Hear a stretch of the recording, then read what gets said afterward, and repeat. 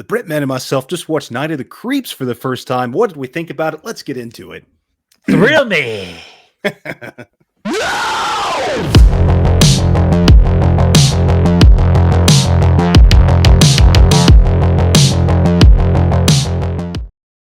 What's going on, guys and gals? Welcome to Good Real Hunting. It's time for a movie review. This one is brought to you by one of our Patreon / YouTube members, Brother Fluf. He picked this review for us to do this month. Night of the Creeps. I thought it was a fantastic idea because, like I said, Birdie and I, this was our first time seeing this movie, man. I mean, it was a great pick, wasn't it? Dude, it was an absolutely phenomenal pick because I've told Brother Fluf for the longest time that Night of the Creeps was in like my top 3 watch lists of movies I really want to watch desperately until I knocked off the number 1 spot a couple of months back, and Night of the Creeps became that number 1. And so when he mentioned this movie, I was like, badass, let's do this. And man, I got some stuff to talk about with this flick. Yeah, dude, I think it was great because it's one of those that I've been putting off for a long time. I've always seen it pop up on all these lists and rankings and things like that. And I was like, oh yeah, it looks cool. And then I forget about it. I never watch it. So I appreciate the idea to make it, bring it forth, to the forefront of my thoughts here and finally put it to a watch. And yeah, in general, the movie's about, these little alien guys that shoot out some worms and then it turns people into zombies. Crazy enough. That's pretty much the story. Looking Mac and Me aliens here. You ever saw the alien from Mac and Me? It was just pretty much Mac look actually decent. Yeah, I mean, I thought the looks were good, man. It's pretty much a couple kids in college and doing college things, and then there's fucking these zombie alien things coming after him. But in general, Birdie, I thought the movie was a lot of fun. I thought it was one of those.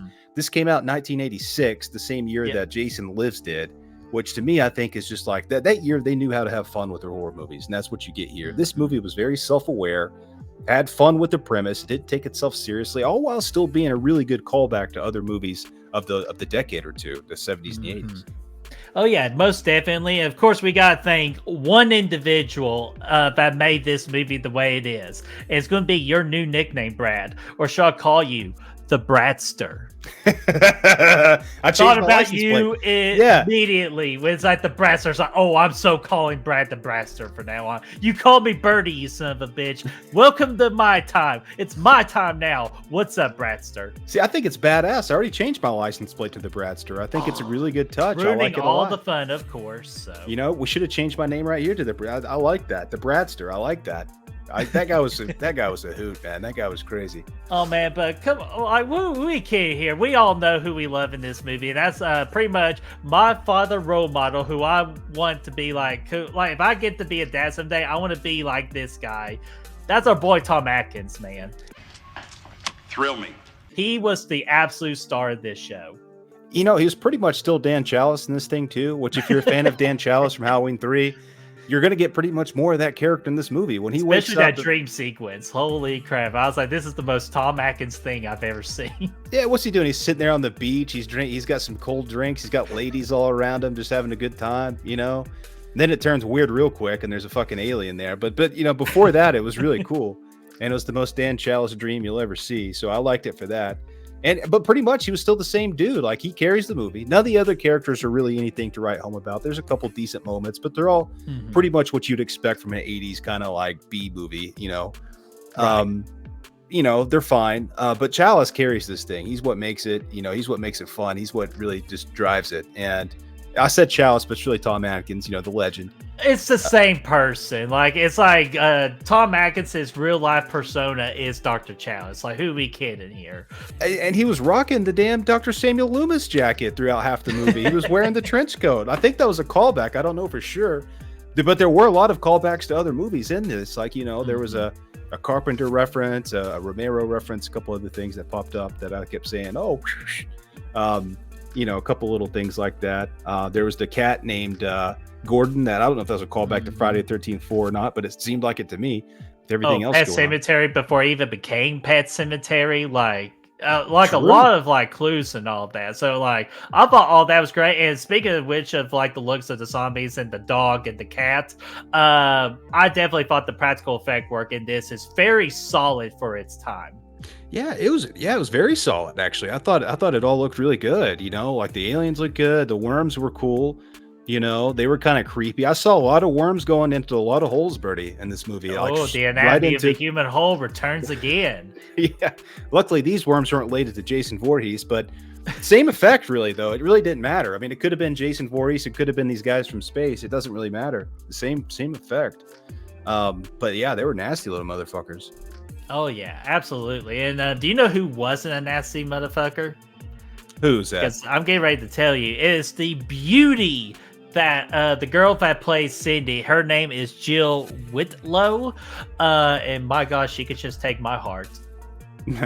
Take your breath away. She is absolutely gorgeous, and she also, I thought she did a good job too, playing like that damsel in distress a little bit early on. And then as the movie develops, and that's what I like about our main characters too. As this movie develops, like they do complete 180s of their characters. Like we get the shy main guy character, and he becomes a badass at the end. We get this shy girl character, just all damsel in distress. She becomes the badass at the end of it. And then, of course, when Tom Atkins says one-liner at the beginning of Thrill Me, at the end of it, it's all about it's Miller time and all of that. So thought about you too. Yeah, so.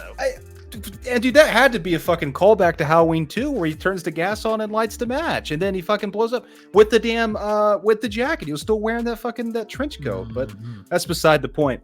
Yeah, I thought the ladies were good.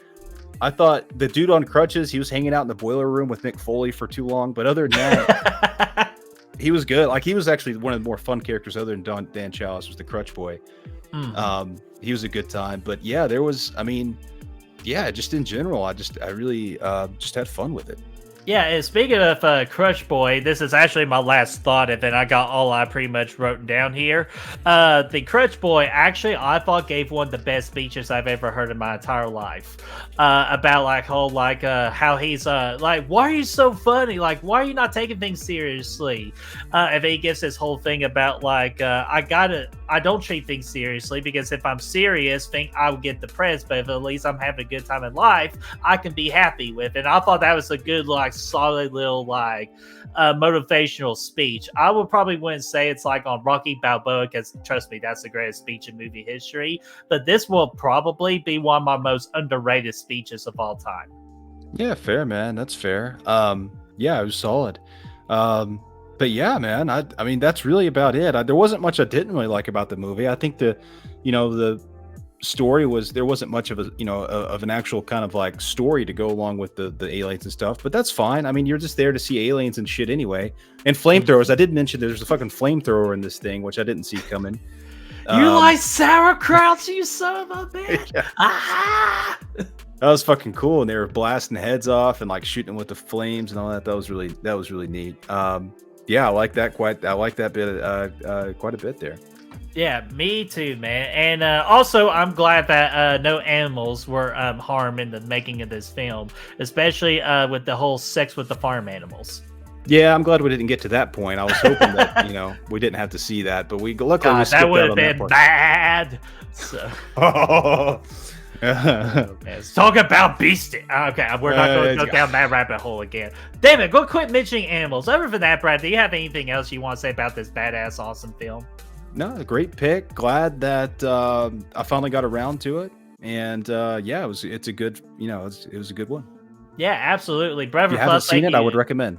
Dude, absolutely. I recommend this as well. We're kind of still working on a system, so we're still going to be doing numbers here. Brad, I'm going to get this, as our buddy Chris says, a fear.